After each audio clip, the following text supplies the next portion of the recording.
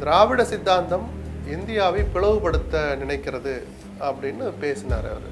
அது கொஞ்சம் சேஷ்டையான வாதம். முதலமைச்சர் உள்ளிட்ட ஒரு கவுன்சிலர் கூட அந்த நிகழ்ச்சியில் கலந்துக்க மாட்டோம்னு சொல்றது தான் சரியான அரசியல் ரீதியான பதிலடியாக இருந்திருக்க முடியும். அந்த சுதந்திர தின விழா தேநீர் நிகழ்ச்சியை புறக்கணிச்சிருக்கணும். நான் நெருங்கிப்போ என்னை பார்க்காத, அவன் என்னை பார்த்துக்கிட்டு இருக்கான், கிட்ட வராதுன்னு சொல்லும் போது வீம்புக்குன்னு வந்த சில பேர் கட்டிப்பிடிப்பான். இந்த வேலை தான் பிஜேபி பண்ணது. சரி, இப்போ நான் இதில் அரசியலே இல்லைன்னு சொன்னேன். இனிமேல் பிஜேபி பக்கமே திமுக திரும்பாதுன்னு சொன்னால் நீங்கள் நம்பிடாதீங்க. ஒரு நைட்டில் போய் கூட்டணி வச்சு அமைச்சரவையில சேர்ந்த கட்சி தான் திமுக. எடப்பாடியை பாதுகாப்பது திமுக தான் நான் தொடர்ந்து சொல்லிட்டு இருக்கிறேன். அப்புறம் நீங்கள் டீ பார்ட்டியில் போய் 2 பேர் முன்னாடி வயசுல பின்னாடி போய் பெருசாக பேசிட்டு இருக்கீங்க. ஸ்டாலின் செய்த மிகப்பெரிய தவறு. அந்த மாவட்ட செயலாளர் கூட்டத்தில் சொல்றாரு, கவுன்சிலர்கள் தவறு செய்தால் மாவட்ட செயலாளர் நடவடிக்கை எடுக்கணும். நீங்க என்ன பண்ணீங்க? ஒரு அதிகாரி எந்த இடத்துல யார் இருக்கணும்னு முதலமைச்சர் தான் சார் முடிவு பண்ணணும். முருகானந்தமோ சிவதாஸ் மீனாவோ எக்ஸோ ஒய்யோ அவர்களாக முடிவெடுத்து ஃபைலை முதலமைச்சர்கிட்ட கொண்டு போகக்கூடாது. மாடல் ஆட்சி பேசுறீங்கல்ல, சமூக நீதி பேசுறீங்கல்ல, என் தமிழ்நாட்டில் ஓய்வு பெற்ற அந்த தகுதி உள்ள அந்த ரேங்க்ல ஓய்வு பெற்ற அதிகாரிகள் யாருமே இல்லையா? நீங்க கான்ஸ்டிடியூஷனல் போஸ்ட்டை பூரா எடுத்து பாருங்க, 90% வெளி மாநிலத்துக்காரெல்லாம் நியமிச்சிருப்பீங்க. என்ன காரணம்? ஆனா இந்த விஷயம் இருக்குல்ல, திமுகவுடைய கள்ள மௌனம் கண்டிக்கத்தக்கது. ஒரு அறிக்கை இது வரைக்கும் வரல. மாலைமுரசு நேயர்களுக்கு வணக்கம். இந்த சிறப்பு நேர்காணல் பகுதியில் பத்திரிகையாளர் திரு எஸ்பி லக்ஷ்மணோட தான் பல்வேறு அரசியல் சார்ந்த விஷயங்கள் பேசுகிறக்கும் வாங்க பேசலாம். சார் வணக்கம். வணக்கம். கலைஞர் கருணாநிதி அவர்களுடைய நூற்றாண்டை போற்றக்கூடிய விதமாக நாணயம் வெளியிடப்பட்டுருந்துச்சு. அதில் அரசியல் இருக்குது இல்லை அப்படிங்கிறது எல்லாமே பேச்சுக்கள்லாம் இருக்குது. நீங்கள் எப்படி பார்க்குறீங்க இந்த விஷயத்த?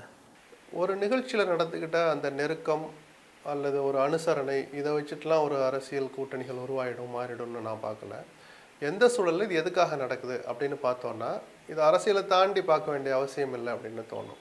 அரசியலை பார்க்குறதுக்கு இன்னும் வேறு பல களங்கள் இருக்குது, காலம் இருக்குது, பிரச்சனைகள் இருக்குது. அதில் ஸ்டாலினுடைய நடவடிக்கைகள், அவருடைய கமிஷன் ஒமிஷன் இதெல்லாம் நம்ம விவாதிக்கலாம், பார்க்கலாம். கலைஞருடைய நூற்றாண்டை ஒரு ஆண்டு முழுக்க கொண்டாடினாங்க. அந்த நூற்றாண்டின் நிறைவு விழா, அதில் ஒரு நாணயம் வெளியிடலாம். ஏன்னா அண்ணாவுக்கு வெளியிட்டாங்க, எம்ஜிஆருக்கு வெளியிட்டாங்க, ஸோ கலைஞருக்கு வெளியிடலான்னு அவங்க நினைக்கிறாங்க. மத்திய அரசு அதற்கு பெரிய மனது பண்ணியோ அல்லது ஒரு அனுசரணையாக இருக்கணும்னு நினச்சோ ஒப்புதல் கொடுக்குறாங்க. வெளியீட்டு விழா நடக்க போகுது. ஒரு 3 நாள் முன்னாடி சுதந்திர தினம் நடக்குது. கடந்த ஆண்டு அதே சுதந்திர தினத்தில் ஆளுநர் கொடுத்த தேநீர் விருந்த புறக்கணித்த திமுக அரசு இந்த தடவை திமுக புறக்கணிக்கிறது, அரசு கலந்து கொள்கிறது. அரசு சார்பாக முதலமைச்சரும் 8 அமைச்சர்களும் 7 அமைச்சர்களும் கலந்துக்கிட்டாங்க.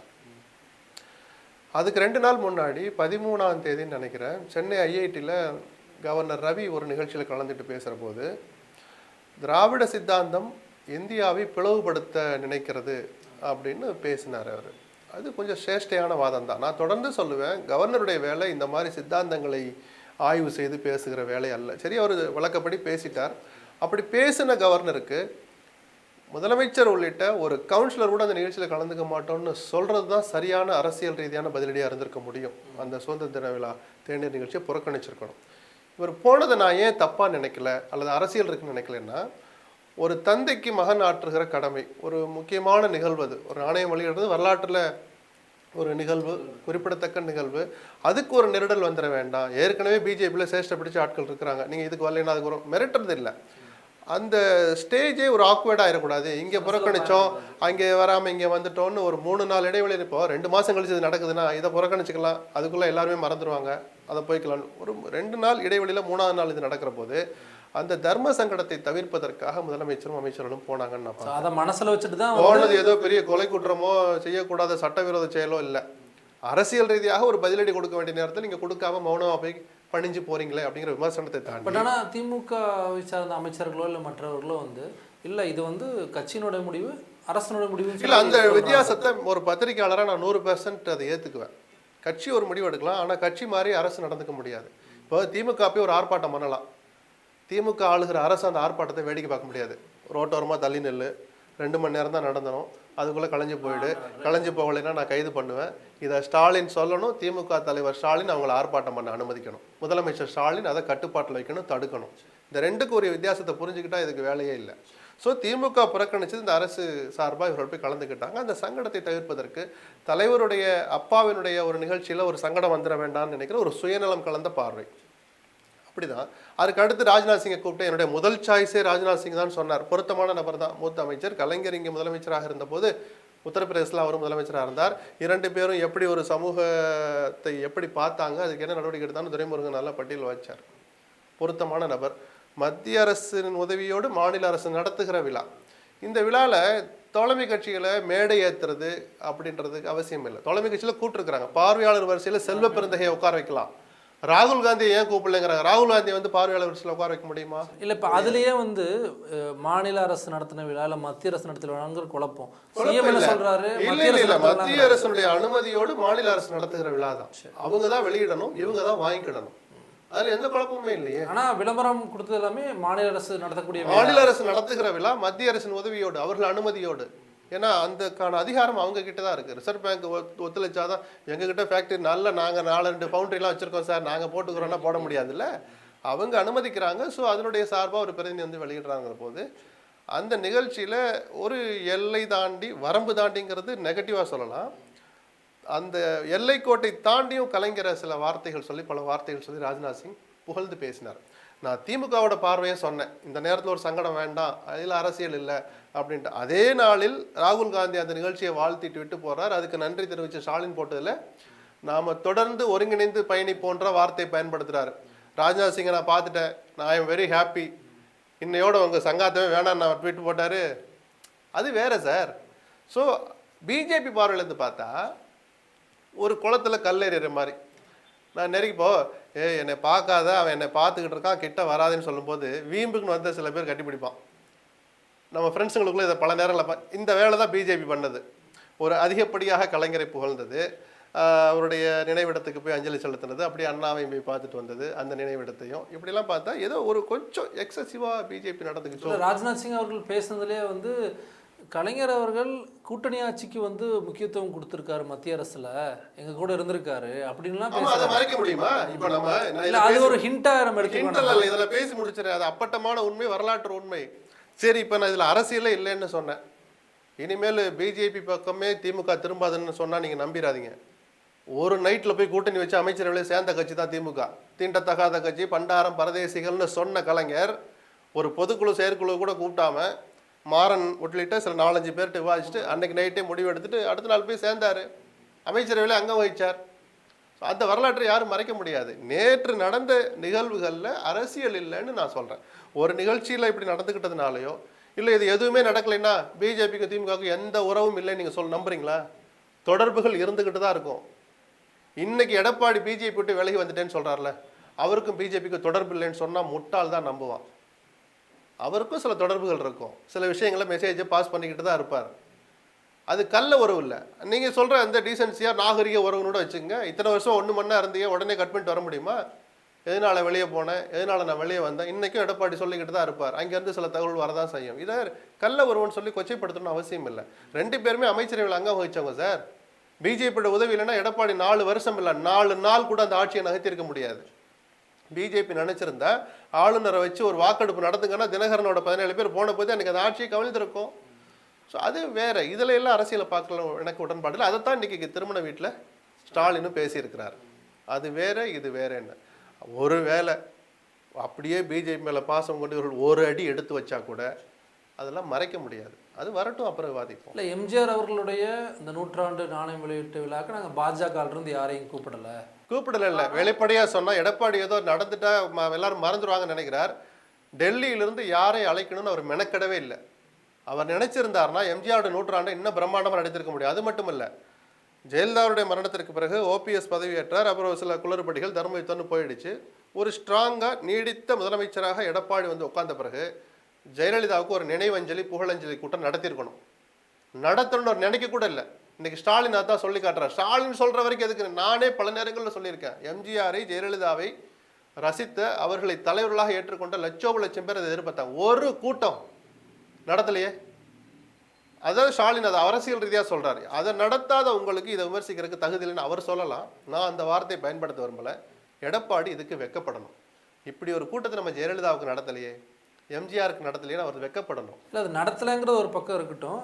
எம்ஜிஆர் அவர்களுடைய இதுக்கே நாங்கள் கூப்பிடலை. பட் நீங்கள் வந்து கூப்பிடலை, அவர் கூப்பிட விரும்பலை சார். அவர் நீங்கள் கூப்பிடலைங்கிறது ஒரே நிமிஷம், கூப்பிடலைங்கிறது எடப்பாடிக்கு பெருமை இல்லை. அவர் எம்ஜிஆரை சிறுமப்படுத்தினார் நான் சொல்லுவேன். நீங்க கூப்பிட்டுருக்கணும். பிஜேபி ஏதோ ஒரு பிஜேபி மத்தியில் ஆளுகிற பிஜேபி. இப்போ வெங்கைய நாயுடு வந்து கலைஞர் சிலை திறந்தாருன்றது விமர்சனம் அப்படி பார்க்கல. துணை ஜனாதிபதி வெங்கைய நாயுடு திறந்து இன்னைக்கு இருக்கிற வெங்கைய நாயுடு கூப்பிட்டீங்கன்னா அது விமர்சனம்னு நான் சொல்லுவேன். அன்னைக்கு இந்த நாட்டினுடைய உயர்ந்த பதவியில் புரோட்டோக்காலில் 2ஆம் இடம் வகிக்கிற துணை ஜனாதிபதி வந்து திறந்து அந்த அடையாளத்தோடு தான் பார்க்கணும். இல்லை நீங்கள் சொல்கிற மாதிரி ராம்நாத் கோவிங்கோ இல்லை அடுத்த இடத்துல இருந்த வெங்கைய நாயுடு வந்தது பிரச்சனை இல்லை. ஒரு அமைச்சர் மத்திய அமைச்சர் வராரும்போது இத்தனை விமர்சனம் வருது. அவர்களை கூட ஏன் கூப்பிடல? ஒரு மூத்த அமைச்சரை கூட்டு பேசலாமா? நீங்கள் சொல்கிற மசோதாவை பூரா நாங்கள் ஆதரிக்கிறோம். 50 எம்பிக்கள் வச்சுருந்தாங்க, ஞாபகம் இருக்கா? ஜெயலலிதா மறைந்த போது அதிமுக இருந்த எம்பிக்கள் எண்ணிக்கை 2 சபையிலே 50. நீங்கள் கேட்குறது எத்தனை தடவை அமித்ஷா ஃபோன் பண்ணியிருக்கிறார், எத்தனை தடவை ராஜ்நாத் சிங் ஃபோன் பண்ணியிருப்பார். அப்போ எல்லாம் நீங்கள் கேட்ட குரலுக்கெல்லாம் அவங்க கேட்டதுக்கெல்லாம் ஆதரவு கொடுத்தீங்களே. நான் ஒரு கோரிக்கை வைக்கிறேன். எம்ஜிஆருடைய 100ஆண்டு விழா ரொம்ப பிரம்மாண்டமாக நடத்தணும்னு ஆசைப்பட்றேன். ஒரு மூத்த அமைச்சர் வரணும். அமித்ஷாவே கூப்பிடுங்க. ஸ்கூட்டி கொடுக்குறதுக்கு அமித்ஷாவை கூப்பிட்டீங்க, ஞாபகம் இருக்கா? அப்போ எம்ஜிஆர் நீங்கள் எம்ஜிஆருடைய 100ஆண்டுக்கு நீங்கள் கூப்பிட்டுருக்கணுமா கூப்பிட்டுருக்கூடாதா? நீங்கள் நான் கூப்பிட்டே வரலன்னு எடப்பாடியை சொல்லுங்கள். நான் கூப்பிடவே இல்லைன்னா ஏதோ பிஜேபி தள்ளி வைக்கிறதா அவர் நினைச்சிட்டு இருக்கிறார். நீங்கள் கூப்பிடவே இல்லைன்னா எம்ஜிஆருக்கு நீங்கள் செய்த துரோகம் அது. முன்னாடியே சொன்ன மாதிரி அந்த தேநீர் விருந்து, இப்போ அதில் திமுக பங்கேற்குது, அதிமுக வராங்க. அந்த ஒரு அரசியல் மாற்றமானது நடந்திருக்கு. முன்னாடியெல்லாம் திமுக அதிமுக அமைச்சர்கள்லாம் பேசிக்கவே மாட்டாங்க. அப்படி இல்லை, ஜெயலலிதா மரணத்திற்கு பிறகு அதெல்லாம் காணாம போயிடுது. ஏங்க இன்னைக்கு எடப்பாடியை பாதுகாப்பது திமுக தான் நான் தொடர்ந்து சொல்லிட்டு இருக்கிறேன். அப்புறம் நீங்க டீ பார்ட்டில போய் 2 பேர் முன்னாடி வயசுல பின்னாடி போய் பெருசா பேசிட்டு இருக்கீங்க. எடப்பாடி மேல இன்னைக்கு வரைக்கும் ஒரு எஃப்ஐஆர் போட்டுக்காரா ஸ்டாலின்? ஏன் போடல? தேர்தல் பிரச்சாரத்தில் என்னென்ன பேசினார்? நீங்க எடப்பாடி பிடிச்சி உள்ள போடுங்க நீங்க சொன்னீங்களா நான் சொன்னேனா? ஸ்டாலின் சொன்னார்.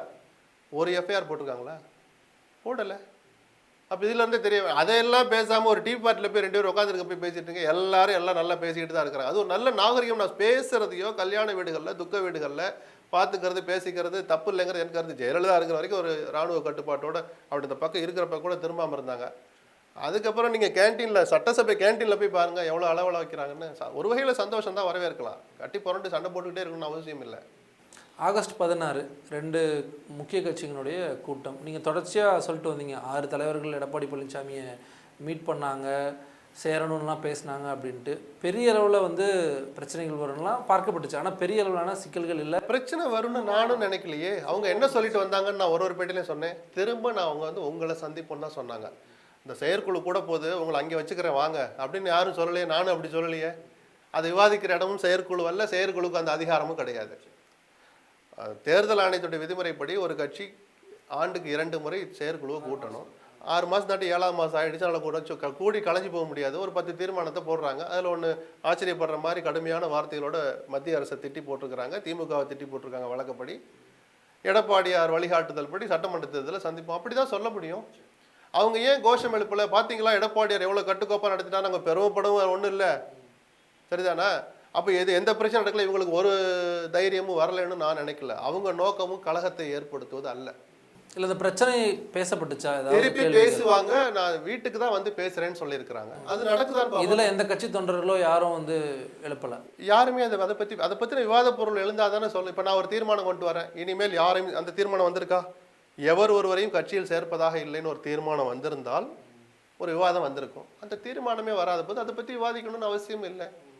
இன்னொன்று, எடப்பாடி தன் முடிவில் உறுதியாக இருந்து மற்ற அந்த 6 பேர் உட்பட இன்னும் பல பேரை கன்வின்ஸ் பண்ணி அதே முடிவில் சட்டமன்ற தேர்தலில் எதிர்கொள்ளலாம். தாராளமாக எதிர்கொள்ளட்டும், வெற்றி பெற்ற வாழ்த்துக்கள் சொல்லலாம். அங்கே என்ன நடக்குன்னு சொல்கிறது ஒரு பத்திரிக்கார கடமை சார். நீ சொல்கிறதுலே உள்நோக்கம் இருக்குது, நீ சொல்லக்கூடாது. அப்படி சந்திப்பே நடக்கலன்னு எடப்பாடி வரைக்கும் சொல்லியிருக்கிறாரா? சம்மந்தப்பட்ட 6 பேர் சொல்லியிருக்காங்களா? சொல்லணும்னு அவசியம் இல்லை. மறுக்கலைங்கிறத வச்சு தான் நான் பேசிகிட்டு இருக்கேன், சரிதானா? அடுத்த சந்திப்பு நடக்குன்னு சொல்கிறாங்க. நடந்தவங்க வெளியே சொன்னால் சொல்லிட்டு நான் சொல்கிறேன்.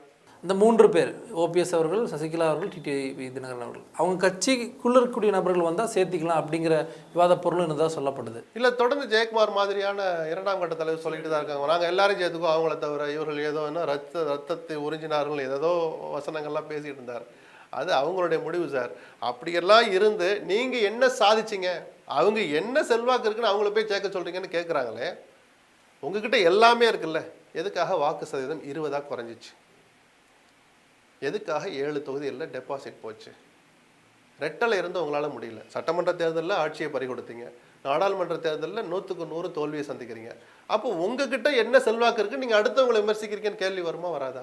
இப்படி எல்லாருமே தொடர்ந்து தோத்துக்கிட்டு இருக்க பதிலாக அந்த குறைஞ்சபட்சம் ஒரு குறையை சரி பண்ணுவோன்னு தான் அவங்க போய் சொன்னாங்க. என்ன சொன்னாங்க? கட்சி அதல பாதாளத்துக்கு போய்கிட்டு இருக்கு, ஆபத்தான வகையில் வாக்கு வங்கி குறைஞ்சிருக்கு அப்படின்னு அவங்க போய் உள் அறையில் சொன்னதை எடப்பாடி 250 பேரை கூட்டி வச்சு செயற்குழுவில் ஒத்துக்கிட்டார். பூத் கமிட்டியில் இருந்தவங்க கூட ஓட்டு போடலை, சில பூத்தில் ஒரு ஓட்டு விழுந்திருக்கு. பூத் கமிட்டி எத்தனை பேர்? குறைஞ்சது 7 பேர், அதிகபட்சம் 20 பேர். 7 பேர்னே வச்சுக்கோ. அந்த 6 பேர் எங்கே சார் போனா? ஏன் அவன் ஓட்டு போட வரல? அந்த 6 பேர் யார் தெரியுமா? அதிமுக தொண்டை இல்லை, அதிமுகவுடைய செயல் வீரர்கள், நிர்வாகிகள். அவங்கள தான் பூத் கமிட்டியில் போடுவீங்க. அவன் வேலை என்ன தெரியுமா? இப்போ எந்த கட்சிக்கு வாக்களிக்கலான்னு யோசிச்சுட்டு இருக்கவனை கன்வின்ஸ் பண்ணி வாக்குச்சாவடிக்கு கூட்டிட்டு வந்து ஓட்டு போட வைக்கிற அந்த 6 பேர் 7 பேர் அவனே ஓட்டு போடல. ஏன் ஓட்டு போடலன்னு 6 பேர் போய் சொன்னாங்க. அவன் சோர்ந்து போயிட்டான், அவன் பிரிஞ்சு கிடக்குறோன்னு அவனுக்கு ஒரு அயற்சி வந்துடுச்சு. மெகா கூட்டணி அமைப்போன்னு சொன்னால் அதை அமைக்க முடியல. ஸோ தேர்தலுக்கு முன்பாகவே அவன் நம்ம தோற்றுவோங்கிற மனநிலைக்கு வந்துட்டான். அந்த ஒரு அயற்சியிலையும் சோர்வுலையும் தான் அவன் வேலையே செய்யாமல் போய் படுத்துட்டான். அந்த 6 பேரும் போய் திமுக ஓட்டு போட்டான்னு சொல்லலை, மாற்று கட்சிக்கு போட்டிருக்கலாம், அல்லது வாக்கெடுப்பை புறக்கணிச்சிருக்கலாம். நம்ம என்னடா தேர்தல் அப்படின்னு கூட ஒதுங்கி போய் படுத்திருக்கலாம். இந்த சோர்வு தான் அவங்க சுட்டி காட்டினாங்க. இது தொடர்ந்தால் இன்னொரு தோல்வியை அவன் தாங்க மாட்டான், ஏற்கனவே துவண்டு போயிருக்கிறான்றதை எடுத்து சொன்னாங்க. எடப்பாடி தன் முடிவில் உறுதியாக இருந்தார், இவர்களும் தங்கள் முடிவில் உறுதியாக இருந்து இன்னொரு தடவை பேசுவோம்னு சொல்லிட்டு வந்திருக்கிறாங்க. என்ன நடக்குன்னு பார்ப்போம். 10 தோல்வி அப்படிங்கிற விமர்சனமாக இபிஎஸ் மீது வைக்கிறாங்க. இப்போ அந்த தோல்வியெல்லாம் தாண்டி இபிஎஸ் என்ன மாதிரியான ஒரு நம்பிக்கை உருவாக்க முயற்சிக்கிறார் தொண்டர்கள் மத்தியில்?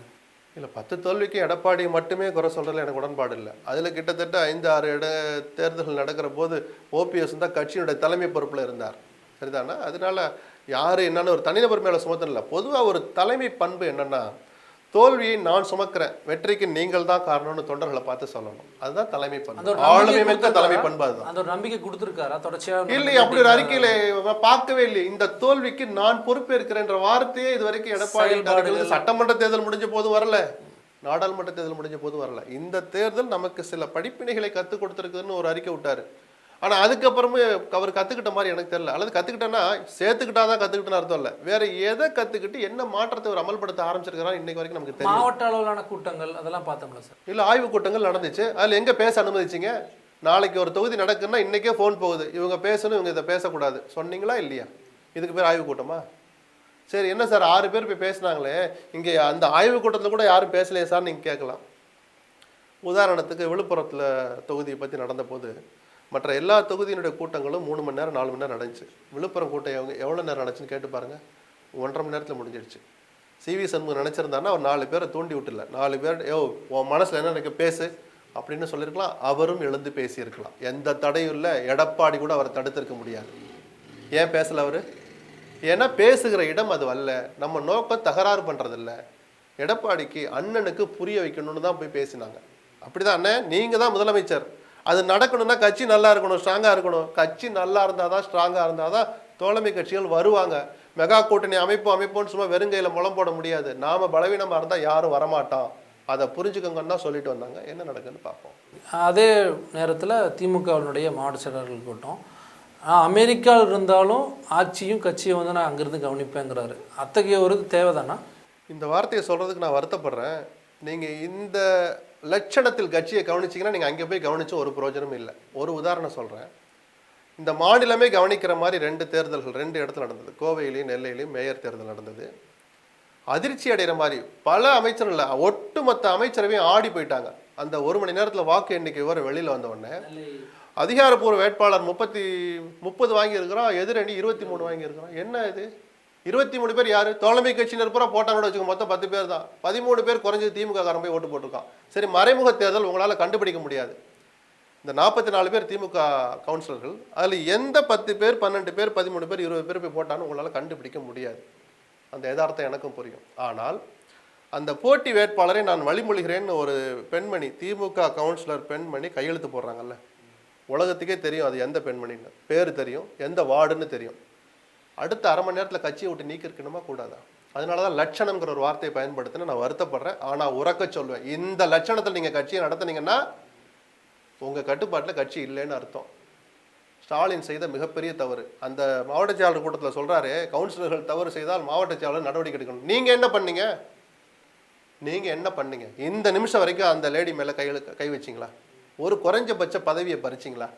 அப்புறம் எப்படி சார் பயம் இருக்கும் மற்றவங்களுக்கு?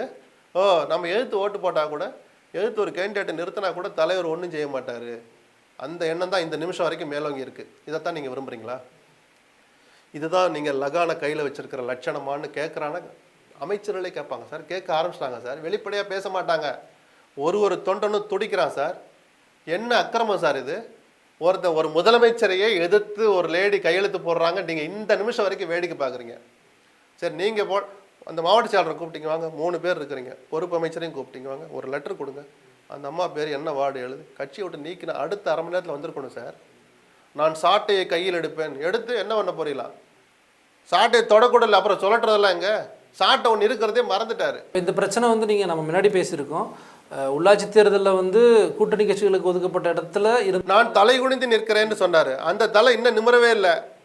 எத்தனை பேர் ராஜினாமா பண்ணாங்க? நான் திருப்பி சொல்கிறேன் சார், அவருடைய மனசு, பெருந்தன்மை, அவர் உழைக்கிற உழைப்பு இதெல்லாம் ஒரு பக்கம்.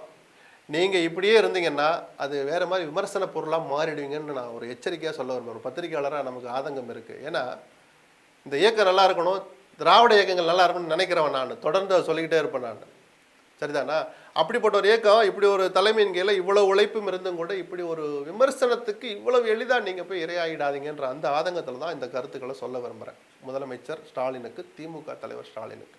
துணை முதலமைச்சர் பதவி அது குறித்து பேசப்படும் அப்படின்லாம் எதிர்பார்க்கப்பட்டுச்சு. நான் முன்னாடியே அதுக்கான ஒரு பதிலை முதலமைச்சர் ஸ்டாலின் வந்து இல்லை, பொதுவாக அமைச்சரவை மாற்றம் வருகிற போது ஒரு அறிவிப்பாக சேர்த்து அது வரும் தான் பார்த்தோம். அமைச்சரவை மாற்றம் பல்வேறு காரணங்களால் தள்ளி போச்சு. சட்டமன்ற தேர்தல் வந்தது, சட்டசபை கூடியது, விக்கிரவாண்டி இடைத்தேர்தல் வந்தது. அடுத்து செந்தில் பாலாஜியினுடைய வருகை மிக முக்கியமாக பார்க்கப்படுது. ஏன்னா அவர் வெளியில் வந்து அவர் அமைச்சராகணுங்களா இவங்களுக்கு எந்த மாற்று கருத்தும் இல்லை. அவர் விரும்புகிற இலாக்கா, அவர் வகித்த இலாக்காவை கூட கொடுக்கல. ஸோ அவர் வந்துட்டாருன்னா அதுவும் சேர்த்து ஒன்றா பண்ணிடலான்னே தள்ளிக்கிட்டு வந்த விஷயம். அப்புறம் ஆடி மாதம் வந்துச்சு. இவங்க தான் நல்ல நாள் பார்ப்பாங்கல்ல. ஆடி மாதம் நடக்கலை. சரி, அதெல்லாம் ஆடி அமாவாசைன்னா ஆடி பெருக்குக்கு நடக்கும்னு எதிர்பார்த்தாங்க. அங்கே ஜாமீன் மட்டும் தள்ளி போயிட்டே இருந்துச்சு. இப்படிலாம் ஹேச்சிமெண்ட் போல் ரொம்ப தள்ளி போனால் தொண்டர்களுக்கும் ஒரு சோறு வந்துடும் சார். நீங்கள் அடுத்து அவர் தானே அடையாளப்படுத்திட்டீங்க. முரசொலியை பிரித்து பார்த்தா ஸ்டாலினுக்கு அடுத்து யார் படம் பெருசாக இருக்குன்னு தெரியுது. நாளைய எதிர்காலமே, நம்பிக்கை நட்சத்திரமே எல்லாம் வார்த்தைகள் போடுறீங்க. அதுக்கு ஒரு அதிகாரப்பூர்வமான வடிவம் கொடுக்கணும்னா நீங்கள் டக்குன்னு அறிவிச்சு போகிறதுல தப்பு இல்லை. இந்த ஆட்சிக்கு வந்து அந்த ஒரு எலிவேஷன் தேவைதானா? இல்லை, கட்சியினுடைய அடுத்த இடத்துக்கு அவர் தான் வருவார்னு சொன்ன பிறகு ஆட்சியில இப்போ எதாக இருந்தாலும் உதயாவை கேட்டு செய்யுங்கன்னு ஒரு வார்த்தையை வேறு அதிகாரிகளுக்கு சொல்ல, ஒரு உத்தரவு வர்றதுக்கு முன்னாடி அவர்கிட்ட ஒரு வார்த்தை சொல்லுங்கிற. எதுக்காக சொல்கிறீங்க? புரோட்டோகாலில் 10வது இடத்துல இருக்கிறார்.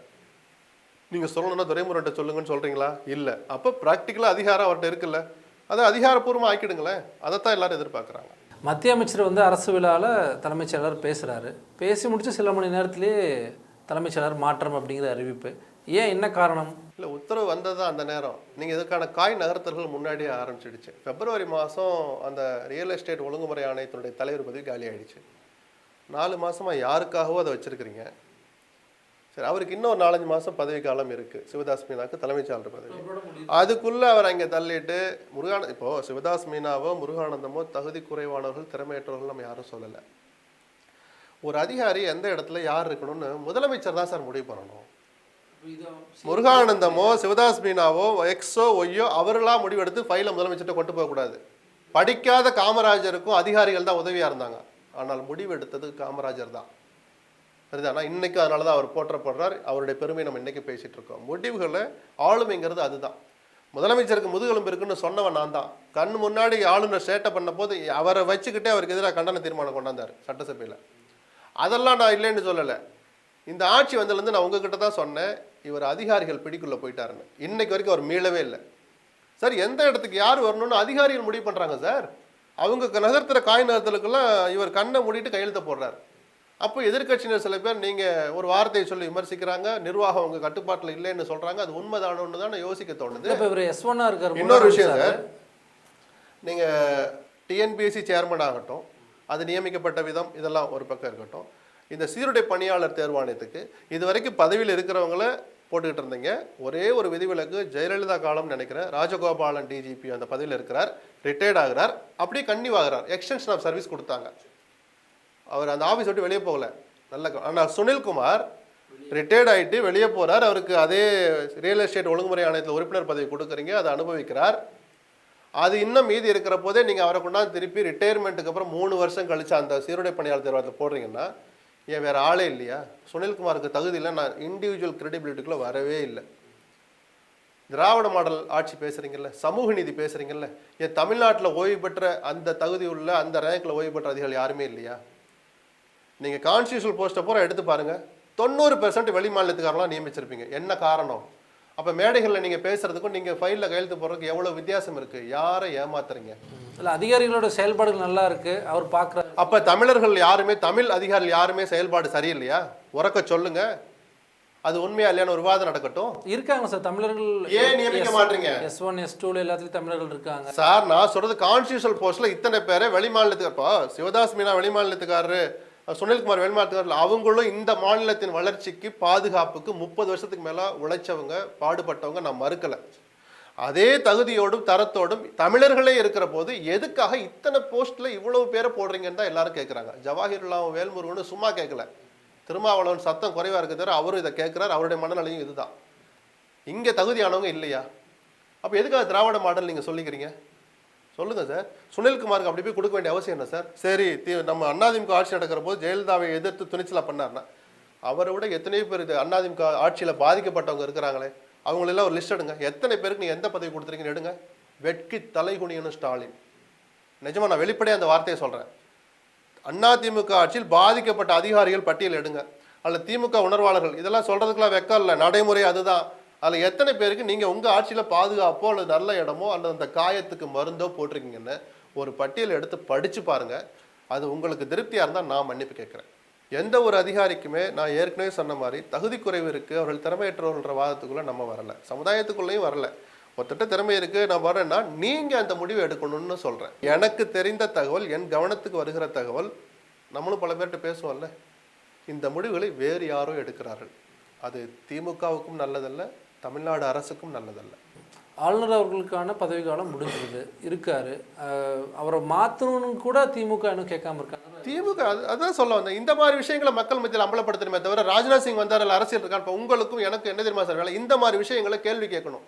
ஆளுநர் இன்னும் பதவியில், வக்கீல் துரைசாமி ஒரு கடிதம் எழுதுறாரு, RTIல லெட்டர் அனுப்பியிருக்கிறார். எந்த அடிப்படையில் நீங்கள் தொடர்ந்து, அதாவது மக்களை இந்த அரசியலமைப்பு சட்டத்தை எப்படி ஒரு கிள்ளுக்கீரியா நினைச்சா ஒரு ப்ரெஸ் ரிலீஸ் கூட கொடுக்காம ஒன்றுமே இல்லை அவர் தொடர்வார். மத்திய அரசுக்கு எவ்வளோ ஆணவம் பார்த்தீங்களா? இல்லை, இவர் ஆளுநர் ரவிக்கே கூட எந்த கம்யூனிகேஷன் இல்லாமல் நான் எப்படி நீடிக்கிறது, நான் முடிச்சுக்கிறேன்ட்டு போகணுமா இல்லையா? அப்போ மற்ற தத்துவங்களை சித்தாந்தங்களை விமர்சிக்கிற தகுதி உங்களுக்கு என்ன இருக்குது?